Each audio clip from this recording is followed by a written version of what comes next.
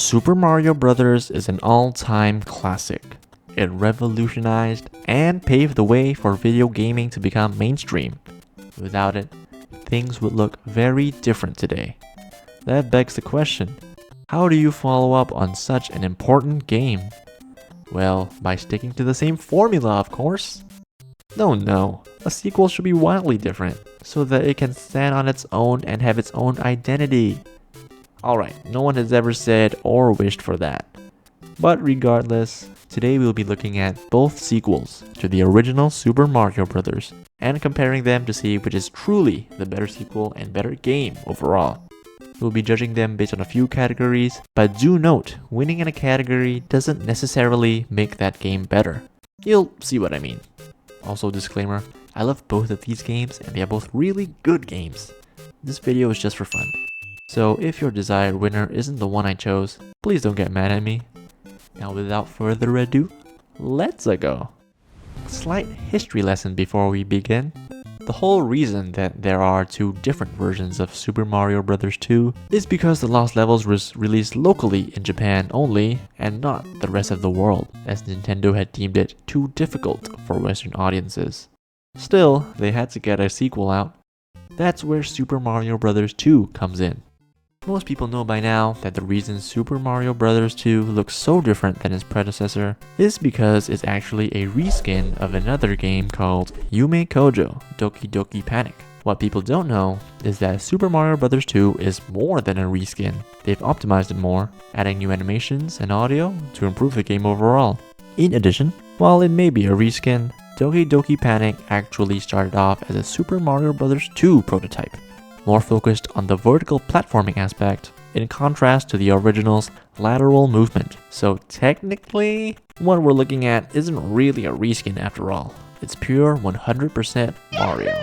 Now with that out of the way, I'll be referring to these two games from now on as The Lost Levels and Super Mario USA respectively, to really hammer home which version I'm talking about.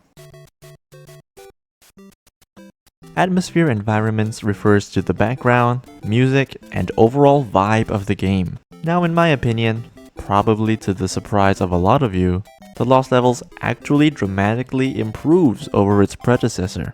Let's start with the major things, the background details. So many more bushes and hills can be spotted, and while yes, they are simple, they breathe so much more life to the game, and they even change their colors depending on the level. Now you might think that this color changing is lazy and an excuse not to create other environmental assets, but I would argue that the color change is enough.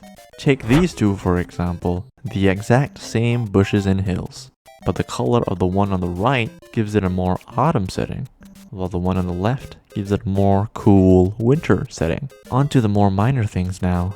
The floor is different, which is just bonus points from simply running mostly on bricks in the previous game. The new wind effect they added also helps, but that's more of a stage hazard than an atmosphere thing. Now unfortunately, the actual backgrounds themselves don't have much variation again. I believe no new ones were added, unless you count the lighter sky from World 9. But that's more of a dream world, where they wanted water, but without the water, and the sky instead? It doesn't matter. It's only used in that one world anyway.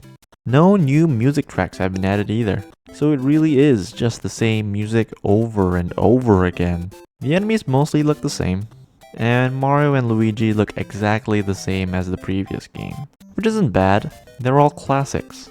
But overall, the warm tone and music selection just gets really repetitive, especially coming off of the first game. Now we're talking.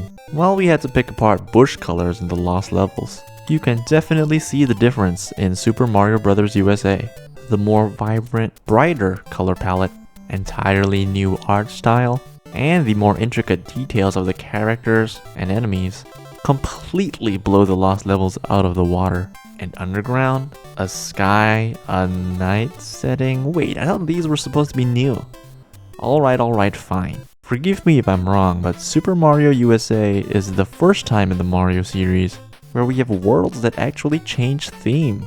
Of course you have your plains and cave from the original, but you also have what we now consider to be our staples. a desert world, an ice world, even this cool waterfall world. And oh my, do they look gorgeous. And remember the animations that they added from the transition from Doki Doki Panic? Amazing! Mario and the cast look great too. I know the old sprites look iconic, but come on, this is a definite upgrade. I mean look, Mario and Luigi have eye whites now. They look more akin to their current designs, and are just overall cleaner and more expressive. Unlike the Lost levels whose enemies are mostly just rehashed versions, Super Mario USA also introduced many different enemies, and it really benefits from it. The bosses really hammer it home though. They all have killer designs. Now onto the music. Sure, all the music tracks in the Lost levels are iconic, but that's only because they're exactly the same as the original. Super Mario USA, on the other hand, while not as widely known, does still make a few contributions to the Mario Music Hall of Fame. I mean, come on. Super Mario USA is responsible for these gems.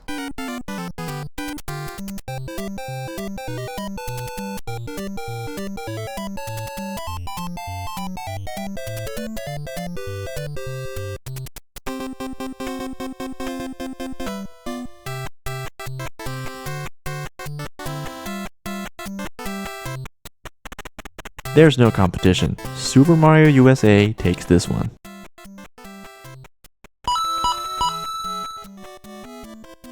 Let's move on to our new category, gameplay. So, The Lost Levels is still a platformer at its core like its predecessor, but amps all the way up to 11.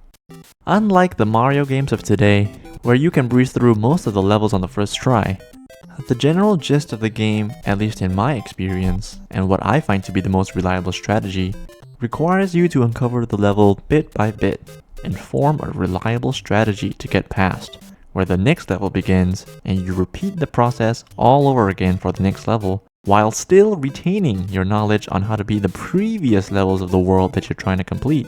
Which is a very similar gameplay loop to the first game, albeit on a much, much harder difficulty. Keeping a level head and insane amounts of patience are essential in getting past, which isn't easy to do, seeing how you still only have 3 lives per attempt. You have to remember that this really was a different time. You don't just blitz through the entire game in one sitting, and it could take you entire days to learn an entire world and get through it as a casual player.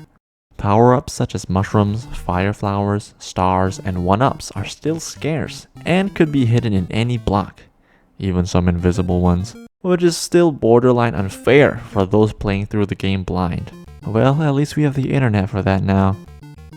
The addition of abundant poison mushrooms also add an additional obstacle to avoid, should you accidentally uncover them while looking for a power-up. The enemies remain largely the same, with a few interesting additions. The most notable being the Sky Bloopers, which are just air-based bloopers with the same movement patterns. Underwater Paratroopers or Koopas, which cannot be stomped on and have to be avoided entirely. And the most common of which, the Red Piranha Plant, which emerge faster and more frequently than their green counterpart, and almost completely replace them from a certain point onwards, and are definitely the trickiest of the new enemies. But of course, old enemies like Hammer Bros, Flying Fish, and Lakitu still prove to be one of the harder enemies to deal with Hammer Bros having a random hammer pattern, and Flying Fish having the ability to pop out anywhere from the ground, in a game where reliable strategy is crucial to getting past each level. Side note, having a standoff against a Hammer Bro will also result in them chasing after you after a period of time, which, correct me if I'm wrong, wasn't present in the previous game. Even so, there is still a reliable strategy to get past them. Any form of higher ground will allow you to jump over them. Simply bait them out till they get closer. Watch out for their high jump, then leap over them. But of course, we can't talk about the Lost levels without talking about the platforming. Compared to the last game, the Lost levels features many more precise jumps and large pits. Extensive platforming prowess and knowledge of the game is required to thrive. Underwater levels still feature the Vortex, which is a term I came up with, for the phenomenon where past a certain low point, no amount of mashing the A button will make Mario or Luigi swim back up. The game simply drags you down into the depths. On the topic of underwater levels, hitting your head on the ceiling forces you back down sharply and abruptly, which could be dangerous if you're trying to swim over an enemy somewhere with low clearance. With the screen still not being able to go back left, and the space required to build momentum for certain gaps, most people might opt for Luigi. Oh yeah, the character you select also plays a role now. Luigi, in this game, is not just a recolored Mario, unlike the previous game. He has a significantly higher jump at the cost of his traction, just like in the newer games. But in situations like the one I mentioned, Luigi thrives, making the path that you take in some levels so much easier. But be wary, his low traction is not something to be overlooked. It really does take a long time to come to a stop. Other new mechanics like Yeet Spring, which send you into the sky and off screen without any knowledge of where you are going to land, and the new Leaf Wind, that gives you that extra push you needed to clear that jump, does spice the gameplay up a tiny bit, and they're used in more levels than you think. Mastery of these two new tools are also required, especially in their dedicated levels. Pick a Path is still present, albeit to a smaller extent. To my knowledge, I can only really recall 3-4, 6-4, 8-4, and maybe one of the bonus world levels having them, and they're still as despicable as ever, especially 8-4, which I believe to be the hardest level in the game. Yes, not C3 like everyone else thinks. Speaking of bonus worlds, the requirement for unlocking them is just so dumb. Why 8 times? I have no clue. But Worlds A to C feels more like the original Super Mario Bros. In terms of difficulty. And the rest of the levels even include some rehash stages from the mainline levels. It was a nice change of pace, while still offering something new. One thing the Lost Levels does right because of the amount of content is its replayability.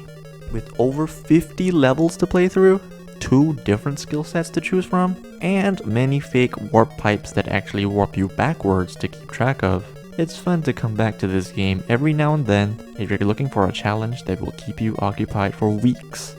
The Lost Levels definitely still holds up as one of the more difficult Mario games, even today. But gameplay wise, the new additions like Yeet Spring, Leaf Wind, Luigi, and the new enemies and bonus worlds do spice up the game enough to tell you that it is a different game, but the flaws from its predecessor are still present. Things such as invisible power-up blocks, vortexes, pick-up paths, and unforgiving hitboxes still drag the game down quite a bit. It also maintains relatively the same gameplay. Learn a level, memorize it, rinse and repeat until the next world, which is wildly different from the Mario games of today, and that's actually a win in my book.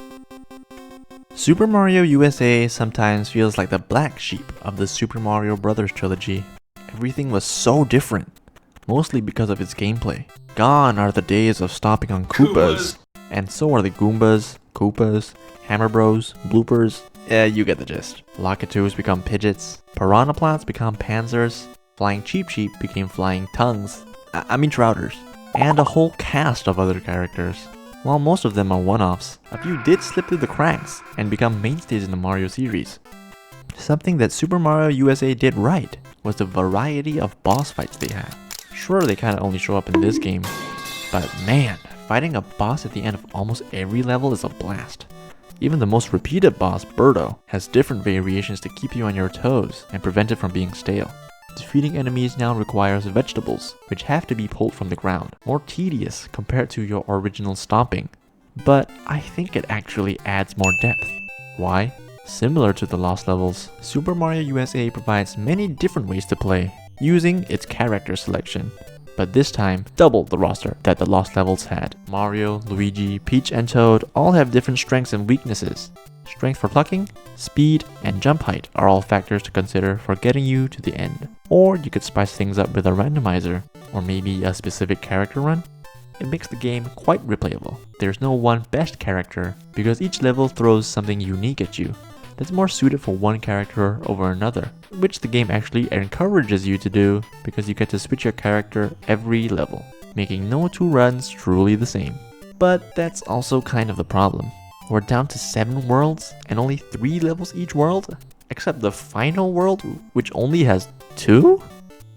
With a total of only 20 levels, it really tanks this game's replayability. The character selection does make up for it a little bit though. But back to plucking vegetables.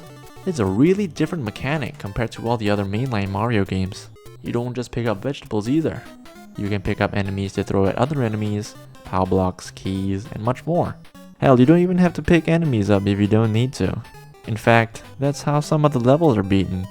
There are a couple of secret zones, though few in comparison to the lost levels. Though not really a secret zone, every now and then you pluck a potion from the ground. Throwing it onto the floor spawns a door that leads into an otherworldly dimension, as if we're in the upside down or something. This is the Subcon, and here is where you can find mushrooms and coins, similar to the original game. This time, there aren't any fire flowers or offensive power-ups. Instead, a health system that can go up to 4 hits. Plucking vegetables in the Subcon awards you with coins to go gambling for new lives at the end of the level, should you successfully make it there. Stars can still appear, but only after collecting enough of these cherries, and much more. There are minor problems like not knowing where the mushroom would spawn, and thus not knowing where and when to spawn the door. But again, the internet exists, so that's not really a problem nowadays. Although Super Mario USA might not be as tough as the lost levels, it's no slouch when it comes to difficulty. Some of the levels can drag on and on, looking at you 6-3. And even worse, this game only allows 2 continues before you start all the way back from 1-1, which is actually harsher than the lost levels, where you can simply continue at the world you died at. Then again, it is only 20 levels, and most of them can be breezed through with a floaty character like Luigi or Peach. That last level is still a pain in the ass though. Other factors such as story, which games back then were lucky to even have one, and world building, in terms of what they contributed to the Mario universe, Super Mario USA takes the win for both. I mean, come on, the Lost Levels literally has the same generic Peach kidnapped storyline they all have. At least Super Mario USA tried something different, by the game taking place in Mario's dream. Also, what did the Lost Levels add that actually stuck around? Bowser's brother? Alright, technically Luigi's kit with his high jump and low traction did originate in this game, because it came out before Super Mario USA. But then Super Mario USA did come up with Peach and Toad's kit, which was then also reused in later games. Super Mario USA also gave us new iconic music and tracks, so there's no competition. In conclusion, both of these games are still meant to be experienced very differently. I would say The Lost Levels is more for challenge seekers nowadays, while Super Mario USA is more for casual players. The Lost Levels is more of the original Super Mario Bros., but harder. There's really not too much added to the Lost Levels that can justify winning over the almost complete overhaul that Super Mario USA innovated for the platforming genre. Or in other words, it feels like gamers will only play Lost Levels for the challenge, but if you're craving classic Mario, the original game is right there and way more approachable anyway. On the other hand, if you feel like playing Super Mario USA, there really isn't another game that does what it does. I personally enjoy Super Mario USA much more. I feel like it does more as a sequel, new mechanics while still feeling like a Mario game, while the Lost Levels really just feels like a Super Mario Bros. ROM hack. I still love both of these games to death, but deep down, we all know that the better sequel to the original Super Mario Bros. Is Super Mario Bros. 3.